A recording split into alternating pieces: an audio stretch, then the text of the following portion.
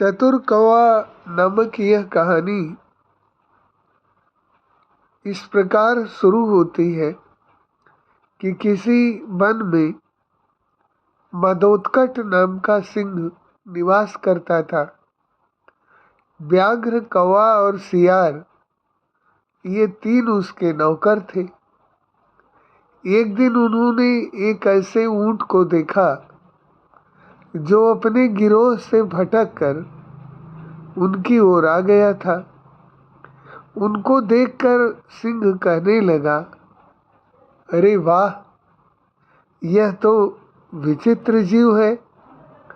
जाकर पता तो लगाओ कि यह वन्य प्राणी है अथवा ग्राम्य प्राणी है। यह सुनकर कौवा बोला, हे स्वामी, यह ऊंट नाम का ग्राम्य जीव है और आपका भक्ष्य है। आप इसको मारकर खा जाइए। सिंह बोला, मैं घर आए अतिथि को नहीं मारता। कहा भी गया है कि विश्वस्त और निर्भय होकर अपने घर आए शत्रु को भी नहीं मारना चाहिए। अतः उसको अभय देकर यहाँ मेरे पास ले आओ, जिससे मैं उसके यहाँ आने का कारण पूछ सकूं। सिंह की आज्ञा पाकर उसके अनुचर ऊंट के पास गए और उसको सादर सिंह के पास लिवा लाए। ऊंट ने सिंह को प्रणाम किया और बैठ गया। सिंह ने जब उसके वन में विचरने का कारण पूछा तो उसने अपना परिचय देते हुए बताया कि वह अपने साथ के ग्रुप से भटक गया है। और सिंह ने जब यह सुना तो कहने लगा कि हे कथनक, अब फिर से गांव में जाकर भार ढोने जैसा कष्टकारक कार्य मत करो। इसी वन में हमारे साथ रहते हुए इस सुंदर हरी हरी घास को चरो और आनंद लो। इस प्रकार उस दिन से वह कथनक नाम का ऊंट उनके साथ ही रहने लगा। उसके कुछ दिन बाद मदोत्कट सिंह का किसी वनचारी हाथी के साथ घमासान युद्ध हुआ और उस हाथी के मूसल के समान दांतों के प्रहार से सिंह अधमरा हो गया, किंतु किसी प्रकार जीवित रहा। तदपि वह चलने फिरने में अशक्त हो गया था। उसके अशक्त हो जाने से काक आदि उसके अनुचर भूखे रहने लगे, क्योंकि सिंह जब शिकार करता था तो उसके सेवक शेर की जय जयकार करते थे और उसके आहार ग्रहण कर लेने के उपरांत व्याघ्र, कौवा और सियार जो उसके नौकर थे वह भी आहार करते। पर अब शेर शिकार करने में असमर्थ था। शिकार करना तो दूर की बात थी, वह चलने फिरने में भी अशक्त हो गया था। अब उसके अशक्त हो जाने से काक आदि उसके अनुचर भूखे रहने लगे, क्योंकि सिंह जब शिकार करता था तो उसके अनुचर उसकी जय जयकार करते थे और जो भोजन मिला करता था वो सिंह के भोजन करने के उपरांत उसके बाद ये सब नौकर भी आहार ग्रहण करते थे। जब शेर स्वयं भूखा रहने लगा और उसके अनुचर भी भूखे रहने लगे तो शेर ने कहा कि आप लोग जंगल में जाइए और कोई जानवर मारकर भोजन की व्यवस्था करो। सिंह की आज्ञा पाकर वे चारों प्राणी चारों ओर शिकार की तलाश में घूमने लगे। जब कहीं कुछ नहीं मिला तो कौवे और सियार ने परस्पर मिलकर मंत्रणा की। श्रृगाल बोला, मित्र वायस, इधर उधर भटकने से क्या लाभ? क्यों न आज इस कथनक को मारकर उसका ही भोजन किया जाए। बात तो तुम्हारी ठीक है, किंतु स्वामी ने तो उसको अभय दान दिया हुआ है, फिर उसको कौन मार सकता है भला? और शास्त्र में भी यही लिखा है कि न गो प्रदानम न मही प्रदानम न चान्य दानम हि तथा प्रधानम यथा वदन्ति बुधा प्रधानम सर्व प्रदानेश्वर अभय प्रदानम। फिर सियार ने कहा कि मैं स्वामी को समझाकर उन्हें इस बात के लिए तैयार कर लूँगा कि वे ऊँट को मारे। मैं अभी जाकर उनसे बात कर लेता हूँ।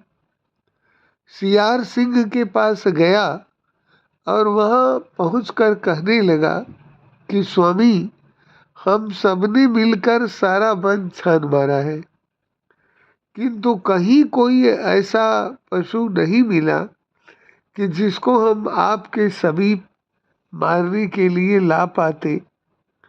अब भूख इतनी सता रही है कि हमारे लिए एक पग भी चलना कठिन हो गया है। आप भी पथ्य पर निर्भर कर रहे हैं। यदि आपकी आज्ञा हो तो आज कथनक के मांस से ही आपके पथ्य का प्रबंध किया जाए। श्रृगाल की बात सुनकर सिंह को क्रोध आ गया। बोला, धिक्कार है तुम्हें। फिर यदि इस प्रकार की बात कही तो तत्काल तुमको मार डालूंगा। मैंने जिसको अभय दान दिया है मैं ही उसको मारूं। कहा भी गया है कि गोदान, भूमिदान अथवा अन्नदान उतना महत्वपूर्ण नहीं होता जितना कि अभय दान होता है। सियार बोला, स्वामी, अभय दान देकर आप उसका वध करेंगे तभी तो आपको पाप लगेगा, किंतु यदि आपके प्रति अपनी भक्ति के कारण वह स्वयं अपना जीवन आपके प्रति अर्पित कर देता है तब तो उक्त दोष नहीं लगेगा। यदि वह प्रस्तुत नहीं हुआ तो हम में से किसी को मारकर खा लीजिएगा। यदि आपको भोजन नहीं मिला तो इसका परिणाम भयंकर हो सकता है। हमारे इस जीवन से क्या लाभ जो स्वामी के किसी काम न आ सके। दैव दुर्योग से यदि स्वामी का किसी प्रकार अनिष्ट हो गया तो तब तो हमको अग्नि प्रवेश करना ही होगा।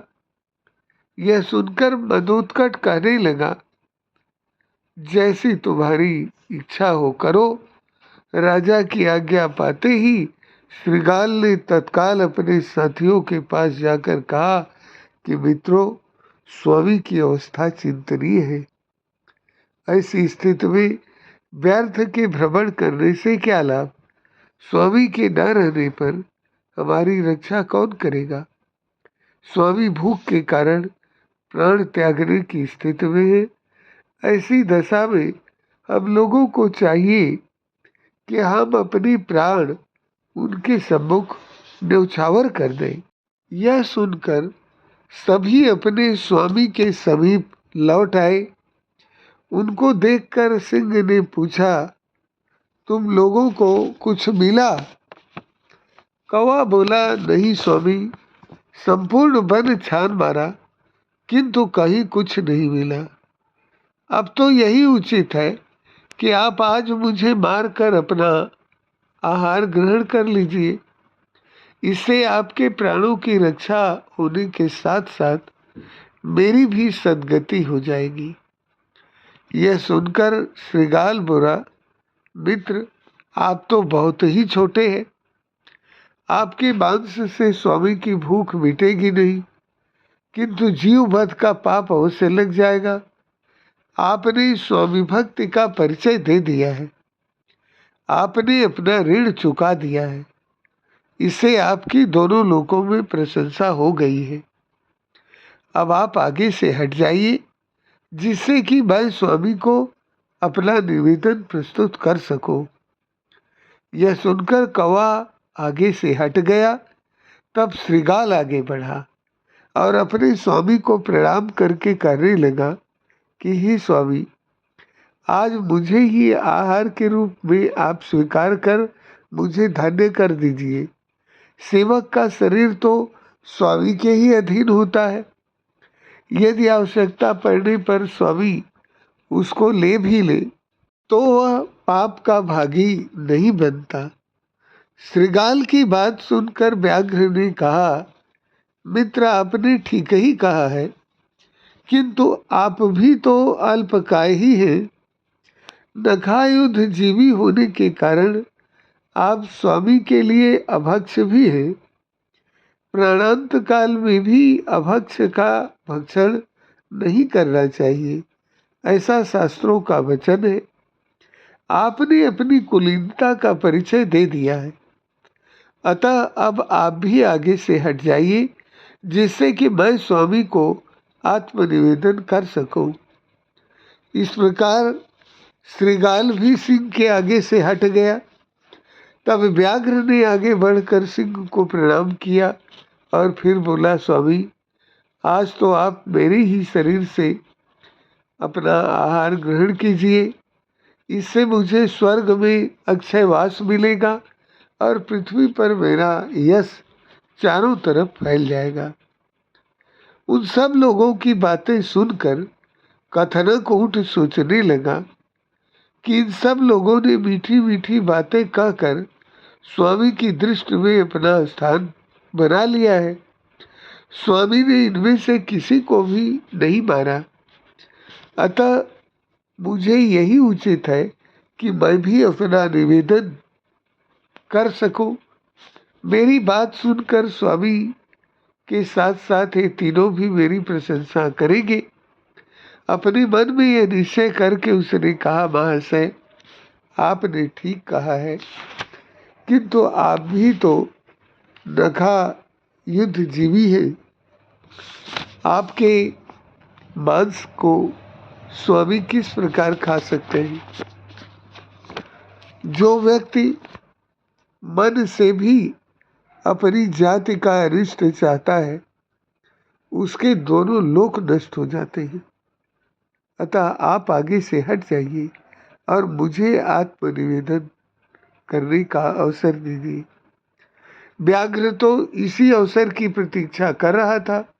वह तुरंत हट गया और तब ऊँट आगे आ गया।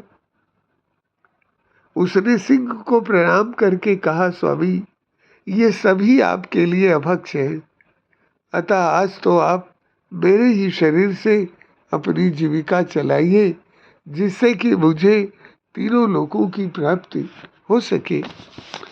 कथनक का इतना कहना था कि व्याघ्र और सियार उस पर झपट पड़े और देखते ही देखते उसके पेट को चीर कर रख दिया।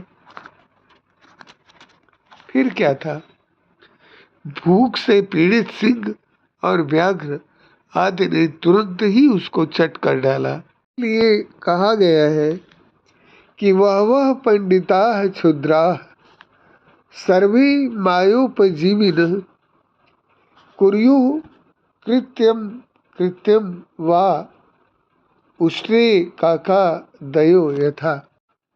अधिकतर क्षुद्र विद्वान अपनी कपट नीति से उचित और अनुचित कार्यों को करके अपनी आजीविका चलाते हैं।